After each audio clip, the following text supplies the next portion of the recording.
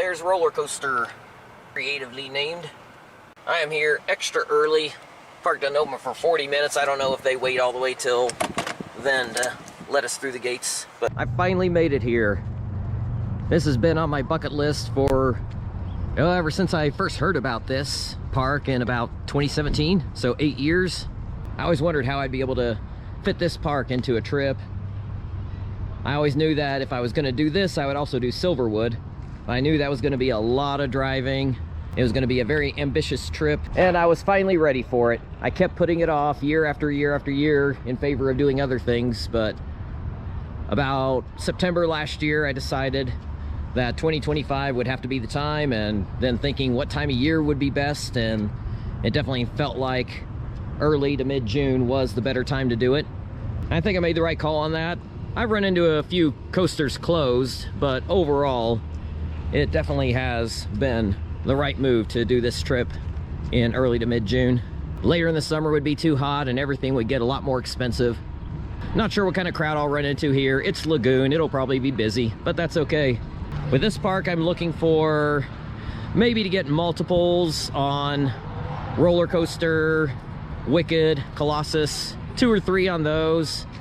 If I can get 3 or 4 on Cannibal, 1 on everything else, that'll be fine. If I need a second day, I'll do it, but I'm gonna try to get everything done in one day. They open the gates 20 minutes early, which is nice. I'm gonna head over to Primordial and get in line. Now, the one thing that you've probably heard about, you have these hand stamps, because I guess you can enter the park and not ride and probably pay less or something. So everyone who's gonna be riding has to get a hand stamp. So I don't know how that's supposed to stay on your hand all day long. They also have a water park here. Is this stamp waterproof? I don't know. I guess I'll figure it out. The guy told me that you have to go to Lost and Found to get re-stamped. I probably should just follow the crowd. They probably know where they're going. Actually, I kind of do. I know to go around the drop tower. So you enter the park, you go to the left, and it's on the other side of the drop tower.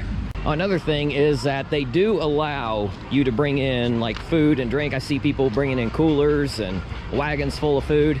So that's a really nice thing that they just openly allow you to bring food in. And that's the one ride that I probably will not be riding. I don't see a circumstance opening up that'll allow me to get that credit, and that's okay. So yeah, you go to the left of the drop tower, and there's Primordial. Got animals carved into the facade. I was on before 10:10. Getting here early really paid off to be able to get on and off this ride before 10:15.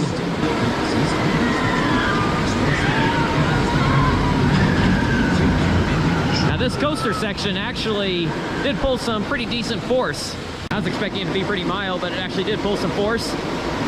I was actually the high scorer of my train out of 7 people. I scored 2,590. So if you don't want any spoilers, skip ahead about 10 seconds. I noticed the switch track towards the end, and then we had a drop track. I've heard that there's different endings. I don't know what the multiple endings are. That is the key. The sooner you can get Primordial out of the way, the better. And then come over and get all the family coasters. This is the closest one to Primordial, so go ahead and take care of the family headbanger. So how about that? I got the Jet Star 2 credit after all. Met a guy in line for the Vekoma Hang and Bang. We rode together in the front row on that. He was here solo also. He hadn't been here in 20 years and said that this is one of his favorite rides, and I suggested that we ride together. And so I got the credit after all. This is the one with the no single rider rule. You have to have at least 2 people. There were 3 kids riding in the middle seat. We were in the back row. That was one that I had pretty much counted on not riding, and I got it after all. Now these air races are always cool. The setup of this park provides a lot of kinetic energy. But here is Bombora. So it's a family coaster, and it looks like it's gonna be a walk-on. Still 1036. So an in-house family coaster. It's got onboard audio. It is 10:39, and I got 4 coaster credits done already. And while there's no line, might as well go for another ride on this. It's a pretty solid family coaster. I actually like it more than Jet Star 2. There it is, the kitty credit. Oh, Puff the Little Fire Dragon. Got that out of the way. Really weird seating. You're sitting really low within the seats, and it's very hard, no cushioning.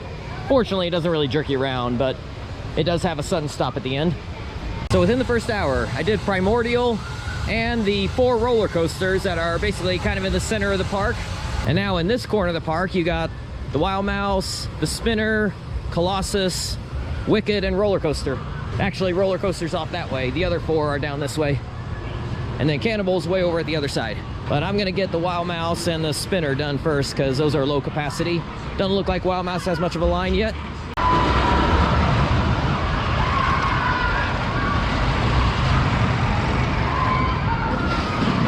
And I'm gonna take kind of a strange strategy. I'm only gonna do 2 of the coasters over at this side and then head over to Cannibal. And that's because I'm lining Cannibal up to be coaster credit number 750. I thought I was gonna need all 11, and then I got all those extra coasters on this trip, so now I only need 8 to get up to 750. A Wild Mouse was a walk-on. So now let's get Spider done. This is a Mauer spinner.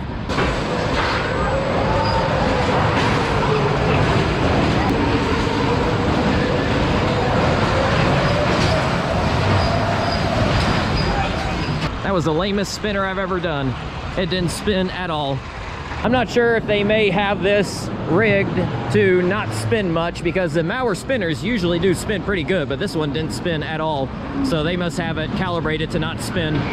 And here we are. A long-awaited Cannibal. Guess you gotta go outside the park to get a really good shot of it going down the drop. And look at that, they got an Enterprise here. That is awesome. I mean, I want to do this one. I am loving this park. I just did 5 rides on Cannibal in about 35 minutes.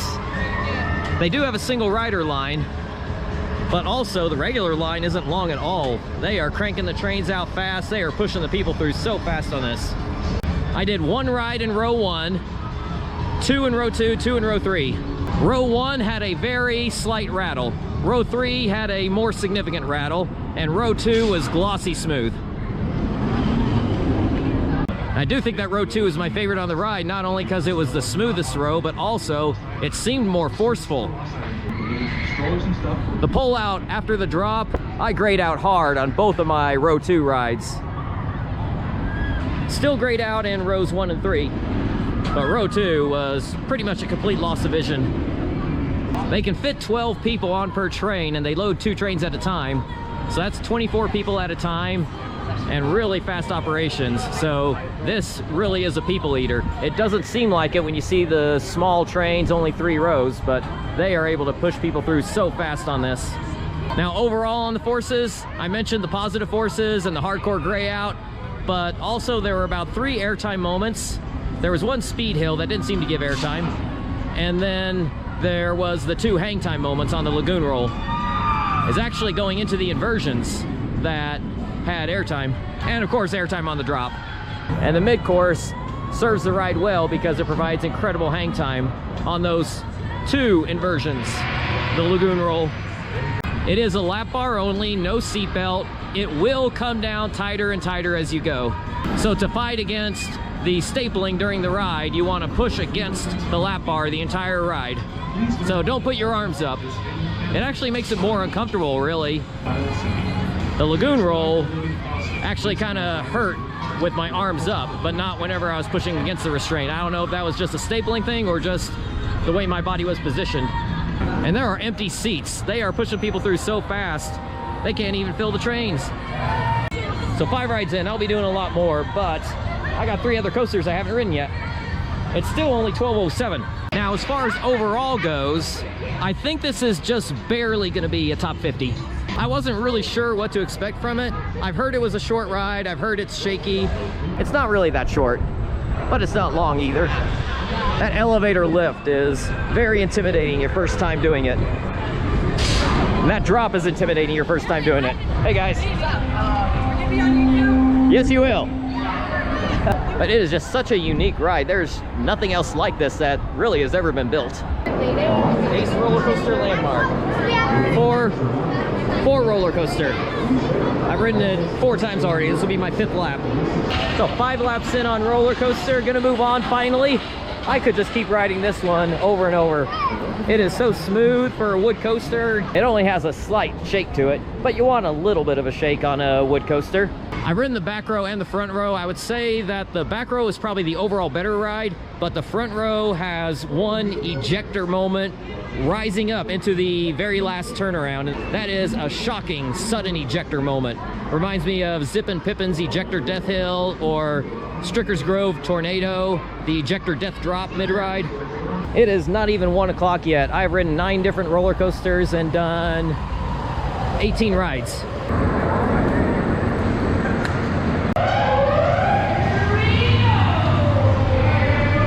That was actually only a 15-minute wait. This is about what I had heard. First half is great, second half is a whole lot of nothing.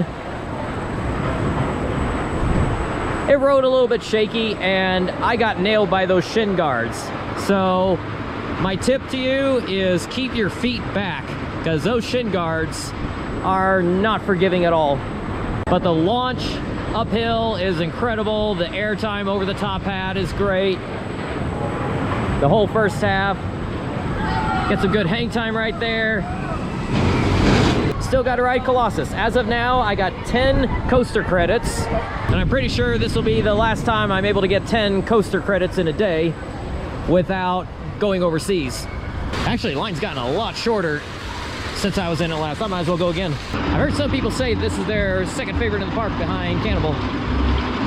Rode in the second row. That was incredible. This might be my second favorite in the park. Those loops had me hardcore graying out, and I'm not one that grays out much. The operations are lightning fast here. The train hits the station, and I think within about 30 seconds they got it going out again.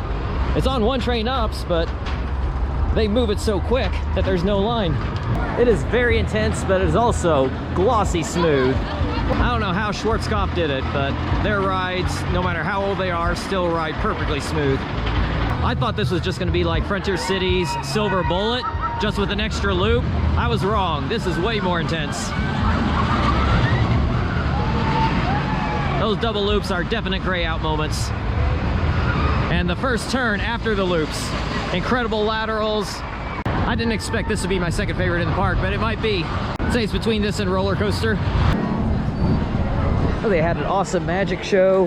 One of the best magic shows that I've ever seen, certainly at an amusement park. In fact, I don't think that's any contest. That is the best magic show I've ever seen at any amusement park. They're really well done, very well presented, and Terror Ride. It's a short ride, but that is very well presented as well. Really well done.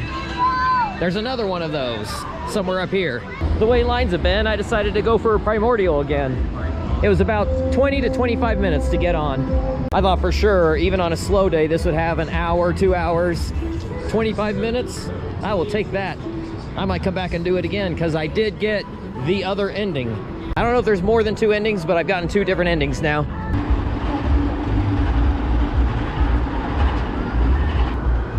Well, I've done 10 on roller coaster. I'm about to get number 10 on Colossus.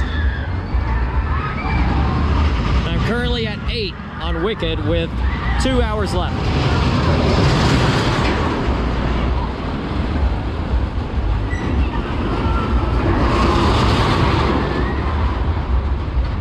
So that is 10 rides on Wicked, 10 on Cannibal, 10 on Colossus, 10 on roller coaster.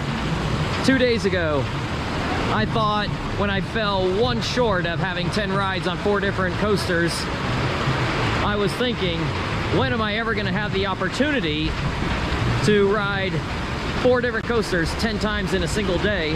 Not only that, where am I going to find a park that has 4 coasters worthy of riding 10 times a day, that I'll even have the chance to ride them 10 times a day? I did not suspect that I would have that opportunity here at Lagoon. But once I noticed that it was going to be that kind of day where I could, I went for it. It is 7:13, still got an hour and 47 minutes left, and I've already gotten 10 on 4 different rides.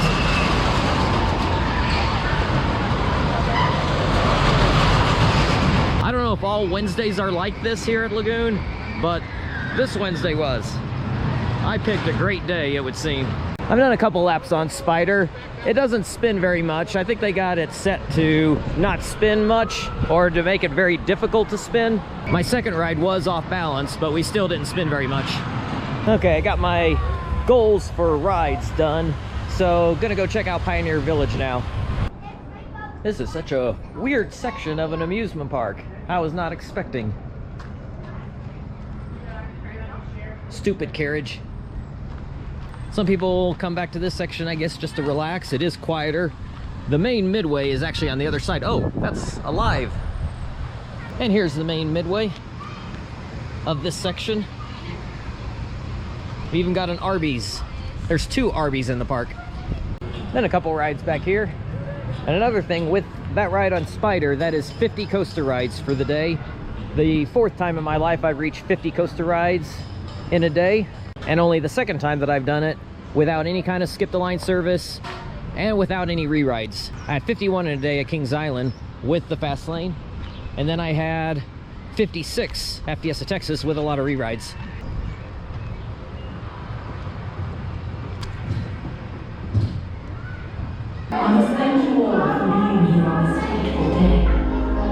So this is Primordial's line, walking straight through this room. Okay, just got my 3rd ride on Primordial. That time I waited 15 minutes. And if you don't want any spoilers about the ending, skip ahead about 10-15 seconds. On my 3 rides, I've gotten all 3 endings as far as what you do at the track. The 3 endings are you slide forward, you slide backwards, or the drop track. Obviously the drop track's the best. But I love it that I was able to get all 3 endings on my 3 rides. Now there are 2 different themes, and you could get any of the endings with either theme. I finished my day with a 4th ride on Primordial, and I got my favorite ending.